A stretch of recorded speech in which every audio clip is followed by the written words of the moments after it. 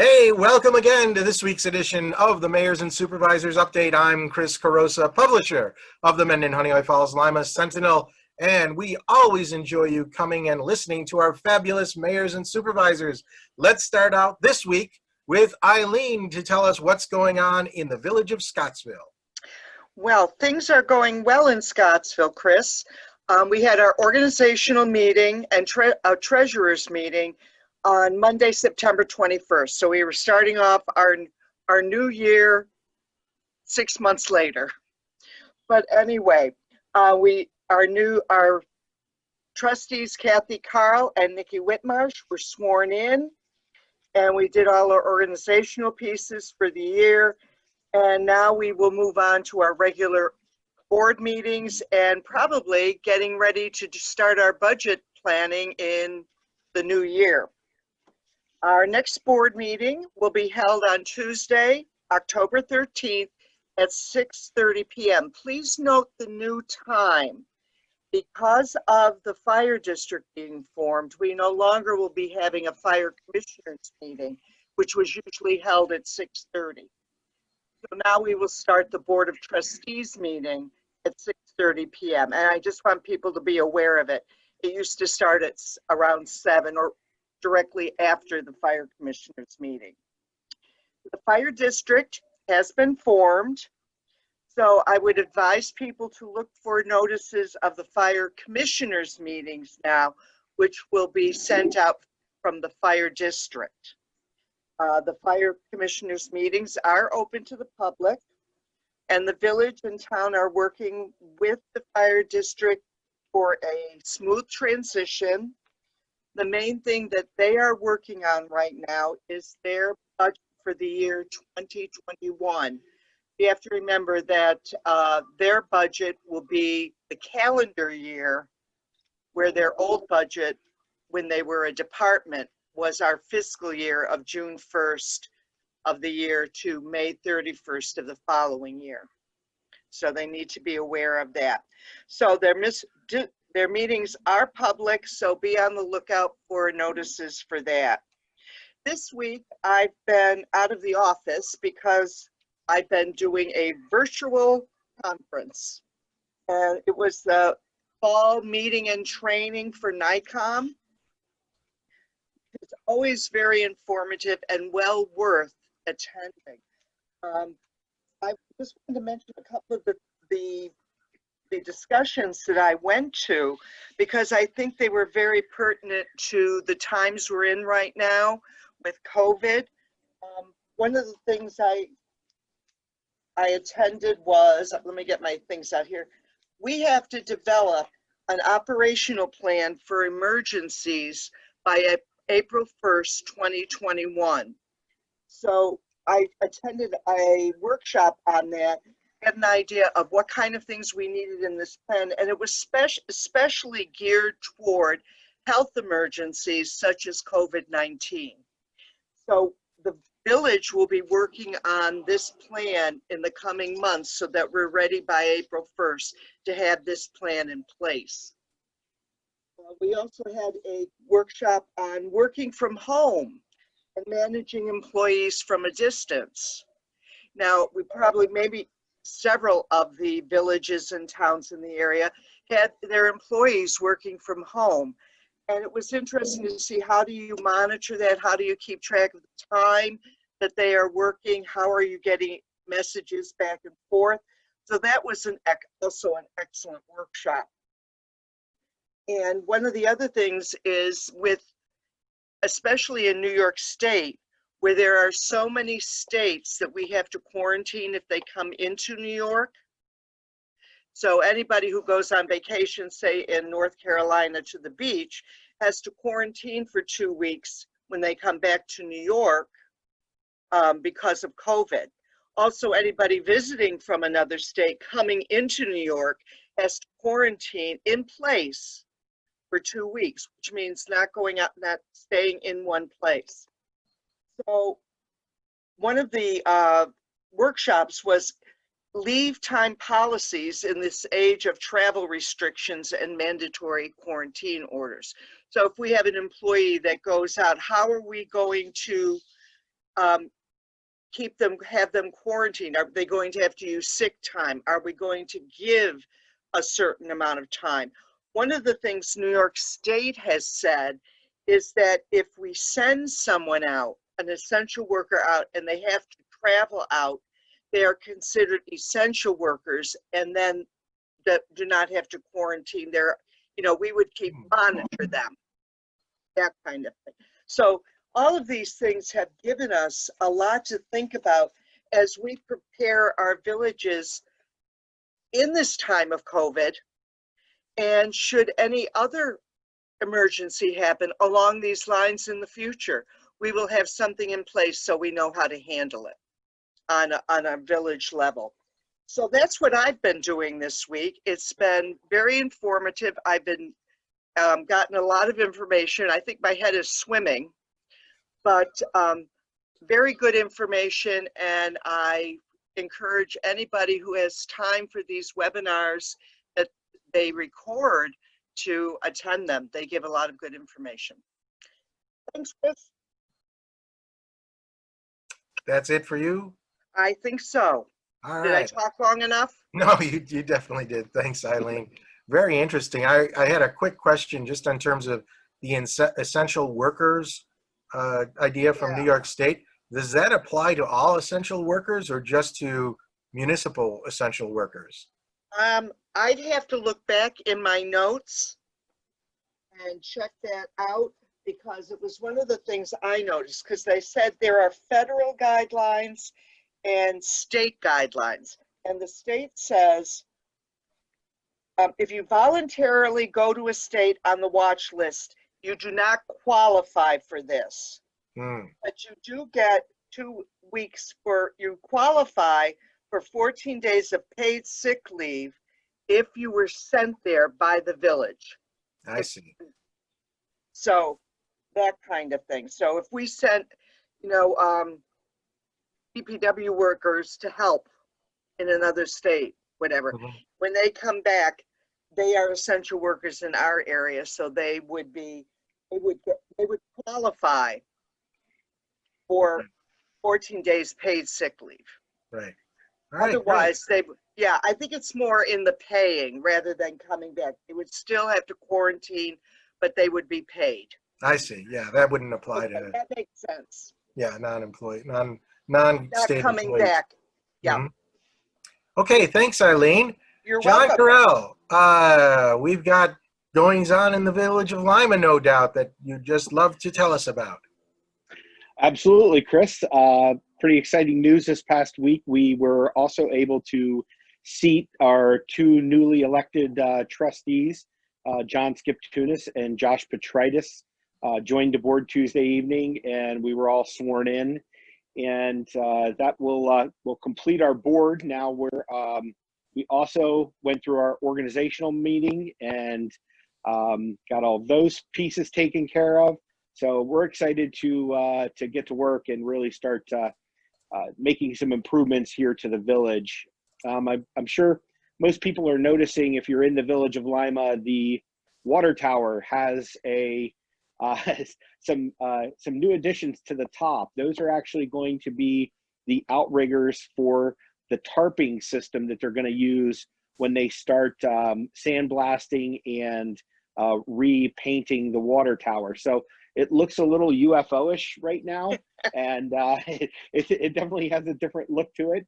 But we are on schedule for an October 31st completion date, and the AT&T and Verizon antennas will go back up on the water tower after that. So I know that the reception for AT&T, especially in the village and some of the outlying areas, has been pretty dramatically affected by the tower or the antenna being placed on a temporary tower.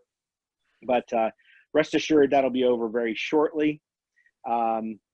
The other piece that people are going to need to be conscious of, we are transitioning to an online bill pay for water and sewer. And I know we've discussed this in the past, but there is going to be 2 bills from the water and sewer, one to close out the previous quarter billing system, and then another bill for the monthly will begin, and they're going to be kind of close together. We understand that, We will not be assessing a late penalty until we get through this transition. So residents can rest assured that we're trying our best to line two very different systems and very different quarterly and monthly billing operations up. But everything is working out. The transition is going smoothly at this point from the software management and collection of data. So we're pretty excited for people to be able to log in and pay bills online for water and sewer here very, very shortly.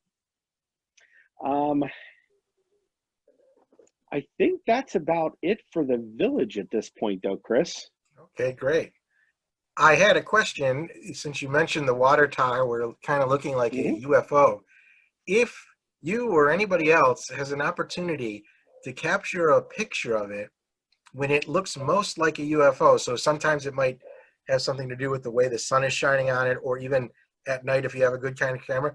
If somebody wants to take a creative picture like that, and this would be great for Halloween, because you got to remember 1938, War of the Worlds. There was a TV show version of this, and these people thought the UFOs were the local town water tower. So maybe we could print it for Halloween. So if you have an opportunity to do that when it's looking especially eerie, that would be excellent. Okay, I will certainly look for that. And I have been talking to the contractors about allowing me to go up to the catwalk that surrounds and walks around the water tower. It's about 150 feet off the ground, and I am simply terrified. But this may be the one opportunity for us to get a really interesting video of Lima from a pretty unique perspective. I may have to send one of the workers up. I don't know if I can do it. So. Well, if not, let us know. We have a drone, and we have somebody who I think is licensed to fly it. So okay, that'd get be aerial great. shots if you need them. That'd be it just very takes cool. us a little bit to. There's a lead time associated with that. Gotcha. And we need good weather. So. Of course. All right, thanks, John. Thanks, Chris. From one John to another, John Moffett.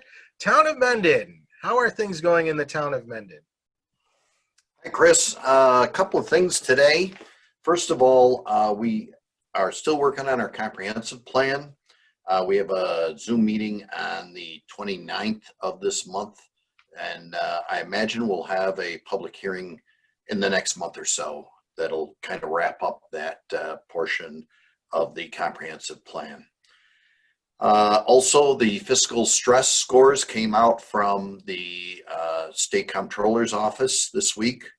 So the stress score, the fiscal stress score for the town of Mendon for 2019, because they're always reporting basically a year backwards, because obviously they need to get full data from the year, is 3.3.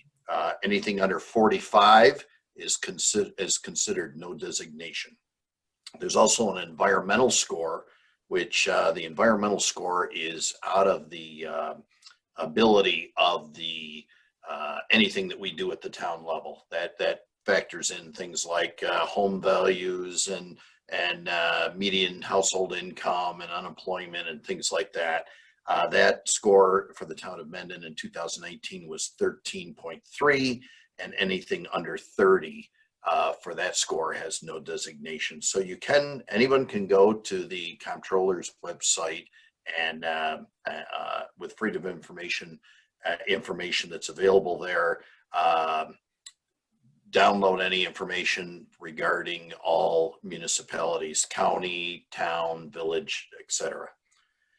Let's see, Monday the 28th, we have a town board meeting, which will probably move our budget from the tentative status to the preliminary status.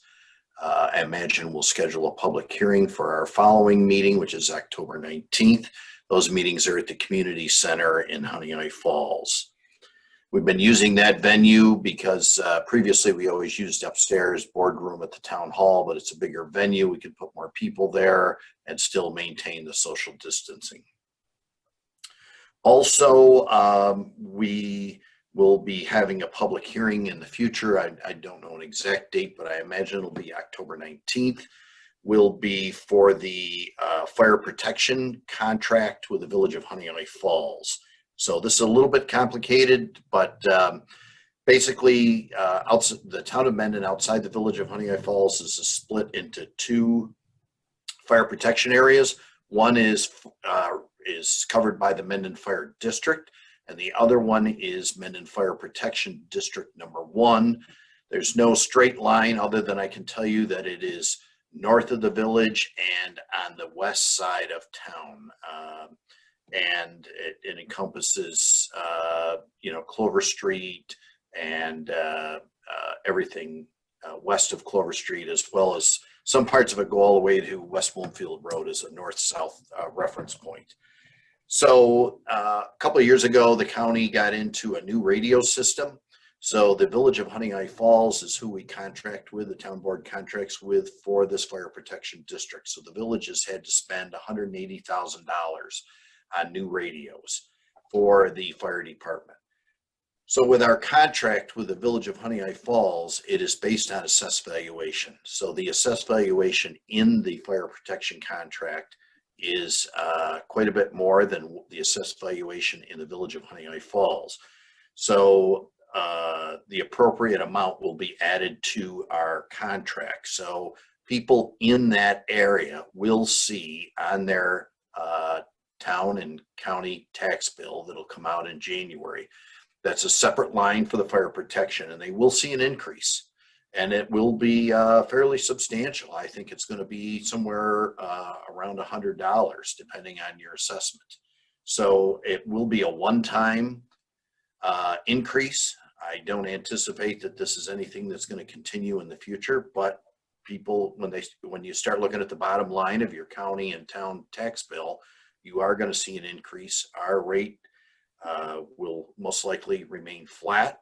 So unless someone has done something to their property or loses an exemption or something like that, the town rate should be the same dollar-wise. But it will have that fire protection contract number in there, which they will see an increase. So I'm trying to get the word out about that, trying to inform people. This isn't an option. This was a county-wide radio system that's been put into effect, and the Village of Honeoye Falls had no other choice but to purchase these radios, and of course that gets passed on to the taxpayers. So I did want to mention that. Also, in our 2021 budget, as you come into the hamlet, you'll see the French horn and the horses. They're located on 251 and 64. They're ready for a fresh coat of paint. So that is in the 2021 budget. So I imagine that we'll probably, I don't know if we'll do those this winter, take them down this winter, but we'll try to get those spruced up as quickly as possible. Also, we're doing a lot of maintenance around, our town buildings, just as residents are doing things around their own homes to get ready for the upcoming winter season. We've been done some painting of the trim at Town Hall, where we'll be doing some maintenance on all of our buildings, both library, the youth center, and over at the highway department. And while I'm mentioning the youth center, I will say that the town board discussed at our last meeting on September 14th is we are going to keep the youth center closed due to COVID-19 at this time. We would love to reopen it, and we barely got its feet off the ground before COVID hit us. I think we were open for about 3 months, and but we're looking forward to reopening that once things settle down. And we obviously want to make it available to our youth, but by the same token, we want to make sure that we're offering a safe environment going forward. So that about covers it. Once again, thanks for providing this opportunity. All right. Thank you, John. Thank you, Eileen. Thank you, John Carell, who is offline now. The other mayors and supervisors couldn't make it this week, but they will be sending in their reports, so you can read the print version in the paper this coming week. But otherwise, everybody else, thanks for being here this week, this Sunday, every Sunday at 1 o'clock on Facebook, 1:15 on YouTube, or thereabouts. Who knows how they do these things. But we'll be there, and you can watch us in person for your leisure. All right, thanks. We'll see you next week. Bye-bye. Bye.